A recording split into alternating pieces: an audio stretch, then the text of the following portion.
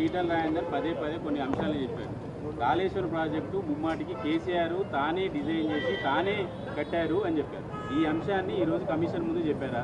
ఇది cabinet overall నిర్ణయం, దాంట్లో మంత్రుల ప్రమేయం ఉండదు, ఇది టెక్నికల్ టీం తీసుకునే నిర్ణయం అని చెప్పినట్టు తెలుస్తుంది. అంటే మీరు కేసీఆర్ని రక్షించే ప్రయత్నం చేస్తున్నారు. నేను చెప్పడం కాదు చారి, కేసీఆర్ గారే వందల సార్లు బహిరంగ సభల్లో ఏం చెప్తాడు, మీతో కూడా చాలాసార్లు చెప్పుకుంటాడు. Brain child of KCR, Kaleshwaram project సృష్టికర్త కేసీఆర్ అని చెప్పి తాను చెప్పుడు, నేను చెప్పడం కాదు. మీరు కమిషన్కి చెప్పారా మరి ఆ విషయాన్ని? వందల సార్లు మీటింగ్లలో, ప్రెస్ మీట్లలో నా మెదడు కరిగించుకొని ఇంత కష్టపడి అనేక రకాల సర్వే చేసిన అని చెప్పి ఆయన చెప్తున్నాడు.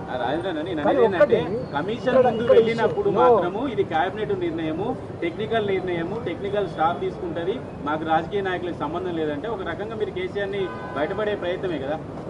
నీకు తప్పుడు అర్థమవుతుంది, నువ్వు ఆలోచన తక్కువ చేస్తున్నావు. నేను అన్న మాట ఏంటంటే, ప్రాజెక్టు కట్టాలనే ఆలోచన ప్రభుత్వం తీసుకున్నది.